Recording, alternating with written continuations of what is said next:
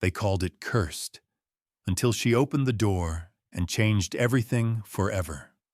Alma Prescott, 20 years old and the daughter of a blacksmith, was left destitute in the New Mexico Territory of 1884 after her father's lungs finally gave out to the coal dust.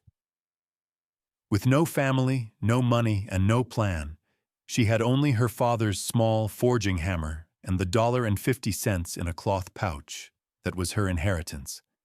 And with one of those dollars, she filed a claim on an adobe house at the edge of the town of Trinidad Springs, a place no one would enter because 3 of its owners had died within its thick clay walls.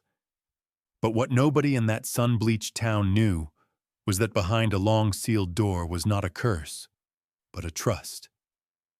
It was a secret kept by the earth and the silence, waiting for a hand steady enough to uncover it, and what it held would change her life, and the town, forever. Settle in close with us, and let us know in the comments where you're watching from tonight as we tell her story. Alma had grown up in the rhythmic world of fire and iron, a place of clean, ringing sounds and the sharp smell of quenching steel. Her father, Elias Prescott, was a man built of the same sturdy material he worked. He had come west from Pennsylvania after the war, a widower with a baby daughter, seeking dry air and a place to build a life from the bedrock of his craft. He was not a large man, but his hands were maps of his trade, calloused and sure, and he moved with an economy of motion that Alma learned to mimic. From the time she was old enough to stand on a stool, she was in the smithy. She learned the names of the tools not as words, but as shapes in her hand. The flat peen hammer for drawing out, the ball peen for riveting, the cross peen for spreading. She learned the colors of the fire, the cherry red of bending heat, the bright yellow of forging temperature, and the brilliant, almost white heat of a forge weld. Her father never treated her as a girl, only as an apprentice.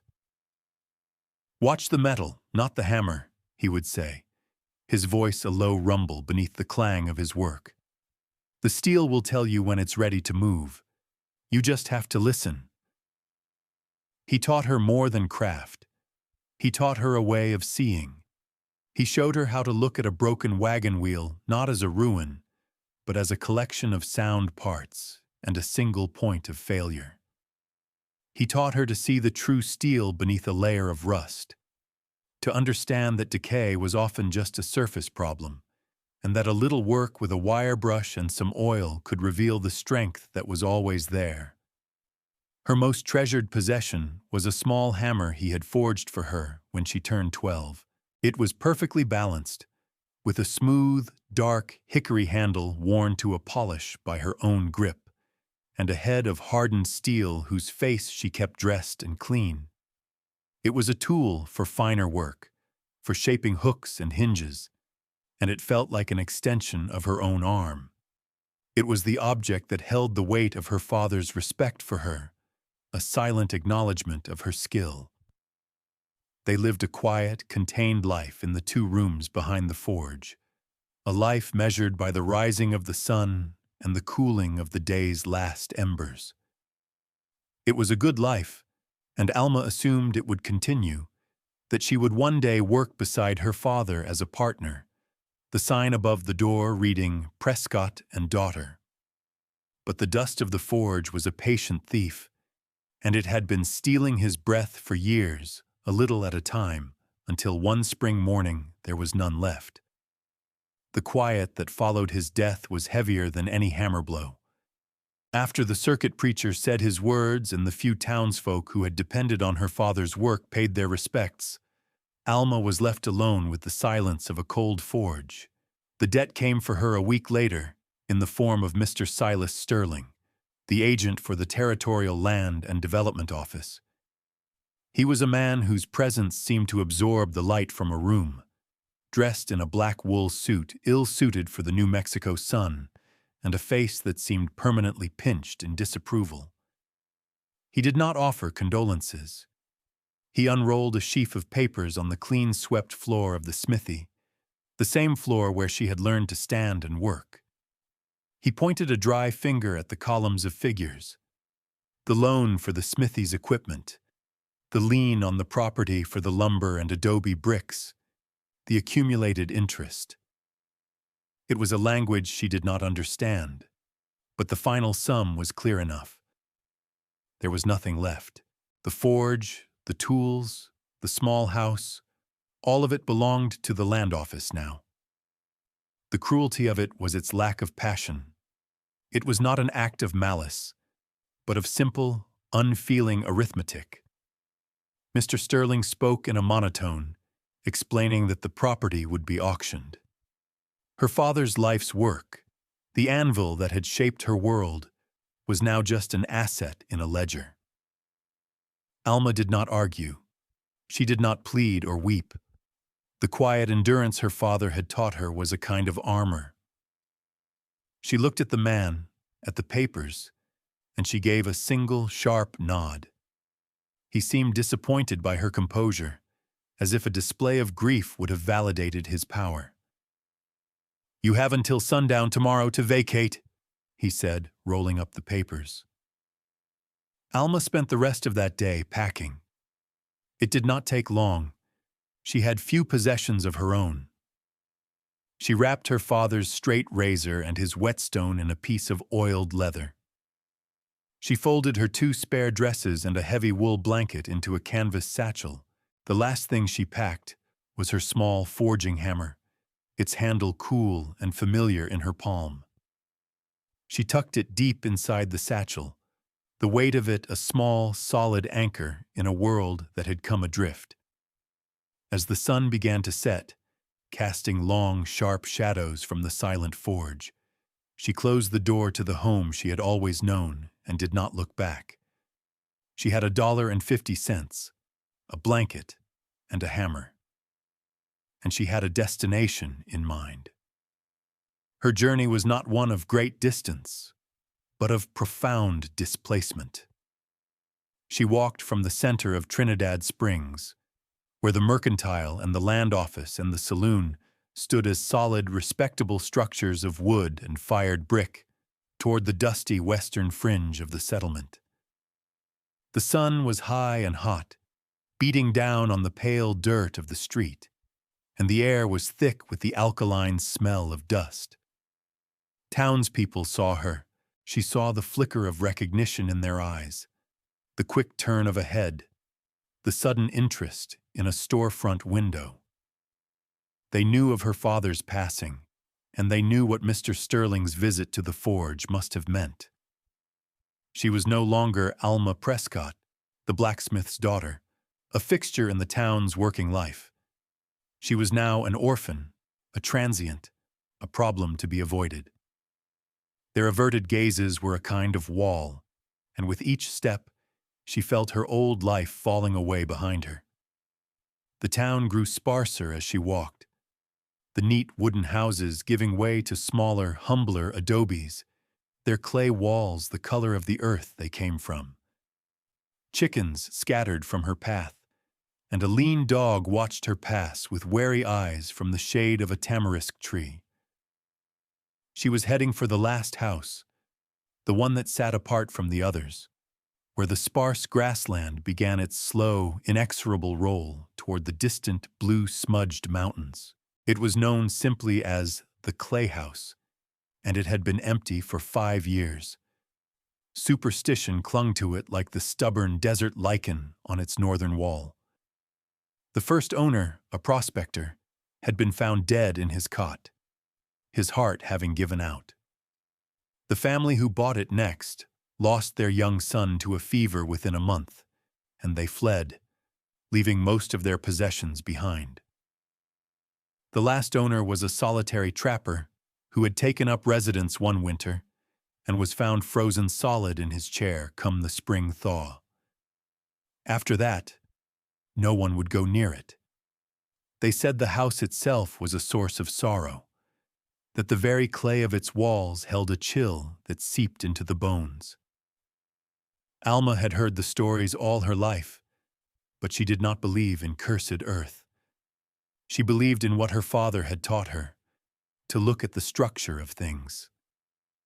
The house was a shelter. It had walls and a roof. The rest was just stories. She stopped before it, the silence broken only by the wind whispering through the dry stalks of shamisa and snakeweed that crowded its yard. It was small, a single square room with a lean-to kitchen, its adobe walls streaked and eroded by seasons of rain and sun. The wooden lintel above the door sagged, and the single window was a dark, vacant eye. It looked weary, abandoned, but to Alma it looked like a possibility. It was a place to be. Before she would let herself touch the door, she turned and walked back to the land office. Mr. Sterling was at his desk, his paperwork arranged in severe, orderly stacks. He looked up, a flicker of annoyance in his eyes at being disturbed. "Yes?" She placed a single silver dollar on the polished wood of his desk. The coin seemed small and insignificant in the imposing room. "I want to file a claim," she said, her voice steady. "On the old clay house, the one at the edge of town." A slow, thin smile spread across Sterling's face. It was a smile of grim satisfaction, the look of a man confirming his low opinion of the world. He thought her a fool, taking on the one property no one wanted, a place of death and bad luck. "It's unregistered land, technically," he said, his tone dripping with condescension. "But the office oversees it. The filing fee is $1 for the paperwork." He slid a form across the desk. "No guarantee of title, sold as is, no refunds." He was enjoying this, getting her last dollar for a worthless, haunted ruin. Alma carefully printed her name, Alma Prescott, on the line. He blotted it, filed it away, and dropped a heavy, rust-pocked iron key on the desk. It landed with a dull thud. Alma picked it up. It was cold and solid in her hand. She had traded almost everything she had for this single piece of metal. She turned and walked out of the office, the key clutched in her fist, leaving Mr. Sterling to his smug certainty. She did not care what he thought. She had what she came for. She had a key to a door. The key turned in the lock with a grating shriek of rusted metal, and the heavy plank door swung inward on complaining leather hinges. A gust of trapped air, thick with the scent of dry clay, mouse droppings, and a deep, ancient stillness washed over her.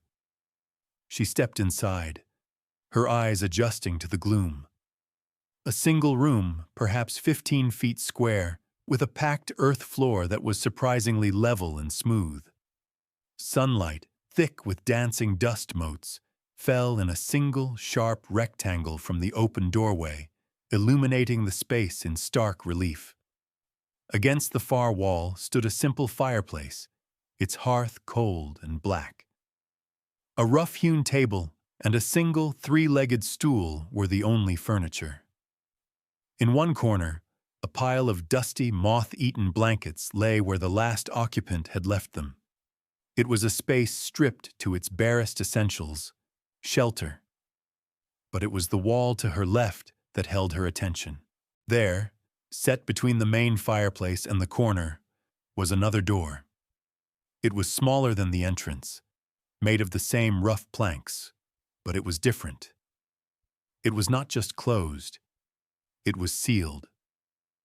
A thick layer of dried adobe mud had been smeared along its edges, filling the gap between the door and its frame, a clear and deliberate act of concealment. Alma ran her fingers over the hardened clay. It was old, cracked like a dry riverbed. This was the room the stories whispered about, the place where the prospector had been found. The family who fled had never opened it, and the trapper who froze had likely paid it no mind. For years, it had remained shut. She spent the rest of that first day not on the sealed door, but on the main room. She worked with the methodical patience her father had taught her. She dragged the foul blankets outside and set them afire, the greasy smoke rising straight up into the still afternoon air.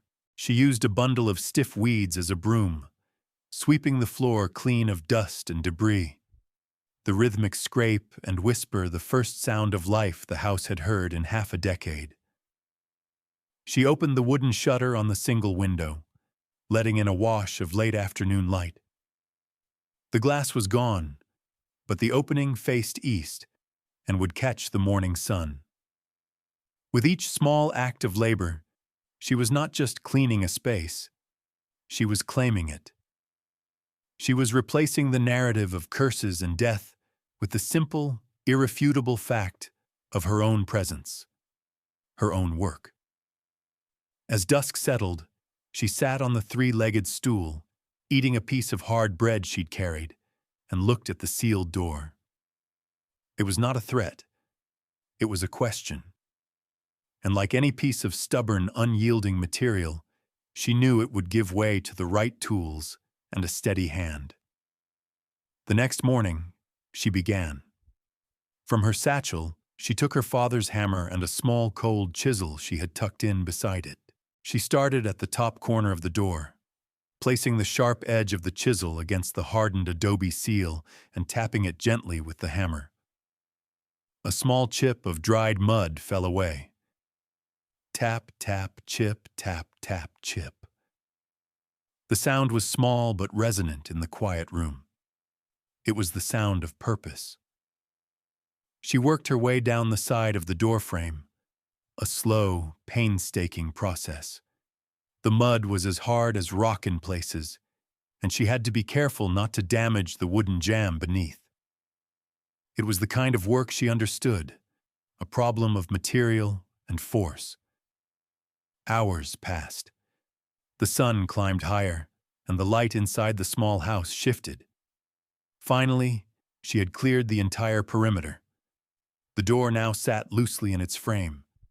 It had no handle, only a small hole where a leather latch string might once have been. She put her fingers in the hole and pulled. The door resisted, swollen tight in its frame. She rocked it back and forth, putting her shoulder into it. And with a low groan of protesting wood, it swung inward into darkness. The air that spilled out was different from the rest of the house. It was not the scent of neglect, but of deep, undisturbed time. It was dry, cool, and carried a faint, sweet smell, like old paper and dried herbs. The room was small, no more than 8 feet by 8 feet, with no window. It was a storeroom, a pantry, nothing more. A collapsed wooden cot lay against one wall, its canvas rotted away. A few pottery shards were scattered on the floor. It felt anticlimactic, a sealed room holding only emptiness. She almost turned away, disappointed, but her father's voice echoed in her memory. Look at the structure. See what's really there. Her eyes scanned the room again, more slowly this time. The packed earth floor was mostly uniform, but in the corner, directly opposite the door, she saw it. A section of the floor, a rough square about 3 feet to a side, was a slightly different color, a paler shade of brown, and it was raised by no more than half an inch. It was a patch, a repair. But why repair a floor in a sealed room? Her heart began to beat a little faster. She fetched a rusted spade head she'd found in the yard and began to pry at the edge of the patch. The dried clay broke away, and underneath she saw not more earth, but the dark, straight edge of a wooden plank. She dug with her bare hands now, pulling away the dirt and clay until she had uncovered the edges of a crude trapdoor, its surface flush with the original floor. There was a small, inset iron ring, rusted and stiff. She hooked her fingers through it and pulled. It was heavy, but it lifted, and beneath it was not a cellar, but a deep, dark cavity. and nestled inside that cavity was a heavy, iron-strapped wooden chest. The chest was made of dark, heavy mesquite wood, bound with straps of blackened iron. It was not large, but it took all of Alma's strength to heave it out of the hole and drag it into the main room, into the light. The lock was a heavy, intricate piece of Spanish ironwork, fused shut with a century of rust. There was no key. For anyone else, it would have been an impassable barrier. For Alma, it was a familiar problem. She took her chisel and her hammer, found the seam where the hasp met the body of the chest, and with a few sharp, precise blows, she sheared the rusted metal pins. The lock fell away with a clatter. She lifted the heavy lid. The first thing she saw was the soft, dull gleam of metal. The chest was filled nearly to the top with silver coins.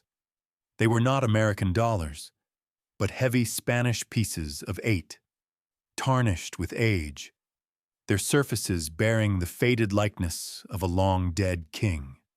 She ran her hands through them, the coins cool and impossibly heavy, a cascade of silent history. It was a fortune, more money than she had ever imagined, but beneath the coins, there was more. She carefully lifted them out, stacking them in neat piles on the floor, until she reached the bottom. There, wrapped in a swath of faded, brittle oilcloth, lay 2 objects. The first was a reliquary. It was about a foot long, crafted from a dark, polished wood she didn't recognize, and inlaid with intricate patterns of mother-of-pearl. A small, glass-covered window in its center protected a tiny, brown fragment of what looked like woolen cloth. It was an object of profound and patient devotion. The second object was a heavy roll of parchment, tied with a leather thong and sealed with a blob of dark red wax, brittle with age. She carefully broke the seal and unrolled the documents. The script was an elegant, unfamiliar Spanish, the ink faded to a rusty brown. Maps, boundaries, signatures, and official seals covered the pages. It was clearly a legal document of some kind, but its meaning was lost to her. At the very bottom of the chest, lying alone, was a thin book bound in worn leather. She opened it. The writing inside was not the florid Spanish of the grant, but a plain, careful script, written in English. It was a journal, and the first page read like a letter. My name is Brother Mateo de la Cruz. I am a lay brother of the Franciscan order. I built this small house with my own hands in the year of our Lord, 1789, on the lands of the mission of San Geronimo, which has now fallen to ruin. The Comanche raids have driven the priests away, and I am the last one here. I have hidden what I could save. The silver is the mission's tithe, meant for the building of a true church. The reliquary holds a piece of the cloak of St. Francis, our patron, and the documents are the king's grant, the deed given by the King of Spain to the church for all this valley, from the creek to the high mesas. It is God's land, and it is to be held in trust for the people who live and work upon it, not to be bought or sold for profit. I do not know what future this valley will see. I am old, and I feel a sickness in my chest. I will seal this room and trust in God's providence. If you are reading this, it means my own time has passed, but the trust remains. Use the silver for good works. Honor the relic, and see that the land is justly administered according to the grant. I have no one to pass this to, so I pass it to you, whoever you are. May God guide your hand. Brother Mateo de la Cruz, 1792. Alma sat back on her heels, the letter resting in her lap, the weight of 100 years of silence settling upon her. This house wasn't cursed. It was a sanctuary. It hadn't been a place of death, but a place of safekeeping. a trust left by a faithful man who had died alone, protecting the legacy of his community. The three men who had died here had not been victims of a malevolent spirit. They were simply men whose time had come, their lonely ends weaving a myth that had, by sheer chance, protected the very secret Brother Matteo had sought to hide. She looked from the letter to the stacks of silver, to the sacred reliquary, and to the land grant that described the very ground the town of Trinidad Springs was built upon. And she understood, with a certainty that was as solid as the anvil in her father's forge, that Mr. Silas Sterling and the Territorial Land and Development Office had been collecting rents and selling parcels of land they had never, not for a single day, legally owned. The first coin she spent felt like a betrayal and a promise all at once. She walked to the Gallo Mercantile the next morning, the heavy Spanish silver piece hidden in her palm. Mr. Gallo, a kind man with a perpetually worried expression, looked at the coin with curiosity. "That's an old one," he said, testing its weight. He gave her a fair price in trade, his eyes asking a question he was too polite to voice. Alma did not buy luxuries. She bought a sack of flour, beans, salt, a side of bacon, a new axe head, and 20 pounds of lime for making plaster. She was not just surviving now, she was building. The work on the house began in earnest.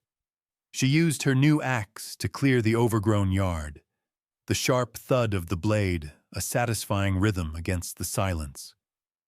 She learned to mix adobe, a skill of instinct and feel, combining the dry earth with water and straw until it had the right consistency. She patched the cracks in the walls, her hands covered in the cool, wet clay, smoothing it into the wounds of the old house until they disappeared. The work was hard, her muscles aching at the end of each day. But it was honest work, and with every patch and every repair, the house felt more like her own. She knew she could not do it all alone. The roof needed new vigas, the heavy ceiling beams, and that was work beyond her strength. She took another silver coin and approached Jacobo, an old carpintero who lived in a small house down the lane. He was a man with a reputation for being gruff but honest, his skill with wood known throughout the valley. He was suspicious at first, his dark eyes appraising her, this young woman living alone in the cursed house. But the offer of fair pay for honest work was something he understood. He came the next day, and he not only helped her hoist the new logs into place, but he showed her how to notch them, how to secure them, how to read the grain of the wood. He spoke little, but his instruction was clear and patient. One afternoon, as they worked, Senora Gallo appeared at the door, a steaming pot of green chile stew in her hands. "A body can't live on beans and bacon alone," she said, her smile warm and genuine. It was the first act of unsolicited kindness Alma had received since her father's death, and it felt like a greater treasure than all the silver in the chest. Slowly, cautiously, the community was beginning to reach out a hand. The final piece was the most important. She took the reliquary and the land grant, wrapped them carefully in a clean cloth, and walked to the small adobe church that served the town. Father Miguel was an old man, his back bent and his eyesight failing, but his mind was sharp. He served the parish with a weary devotion, his faith a quiet, stubborn thing. He listened to her story patiently, his expression unreadable. When she unwrapped the objects on his simple wooden desk, a light came into his eyes. He picked up the reliquary, his gnarled fingers tracing the mother-of-pearl inlay. "San Geronimo," he whispered, his voice thick with emotion. "I have only read of it in the old diocesan records. It was thought lost forever." Then he turned to the land grant, using a magnifying glass to read the elegant Spanish script. He read for a long time, his lips moving silently. When he finally looked up at Alma, his eyes were clear and fierce. "This changes everything," he said. "This is not just a document. It is the truth of this place." The confrontation happened not with a shout, but with the quiet weight of authority. Father Miguel, holding the original land grant, walked into the territorial land office. Alma and Jacobo went with him, standing silently behind him as witnesses. Mr. Sterling was at his desk, and he greeted the priest with a condescending smile, assuming it was a request for a charitable donation. "Father," he began, "the office's resources are quite committed at present." Father Miguel did not speak. He simply unrolled the Spanish royal grant of 1789 on Sterling's meticulously organized desk. The ancient parchment, with its heavy seals and faded regal script, seemed to suck all the false importance out of the room. Sterling stared at it, his face slowly losing its color. "What is this nonsense?" he blustered, but his voice was thin. "This is an artifact? A curiosity? The United States government recognizes our territorial claims." "The United States government," Father Miguel said, his voice quiet but carrying the force of absolute conviction, "also recognizes the validity of prior Spanish and Mexican land grants under the Treaty of Guadalupe Hidalgo. This document grants this entire valley, from the creek to the mesas to the mission of San Geronimo, to be held in trust for its people. Your office, Mr. Sterling, has been acting as a landlord on property it has never owned. You are, to put it plainly, a fraud." Sterling began to protest, to talk of lawyers and territorial judges, but the priest held up a hand. "I have already sent a notarized copy by courier to the bishop in Santa Fe and to the territorial governor. The truth is now on record." The news spread through Trinidad Springs like a summer thunderstorm. It was spoken in hushed tones at the Mercantile, then in louder voices at the saloon.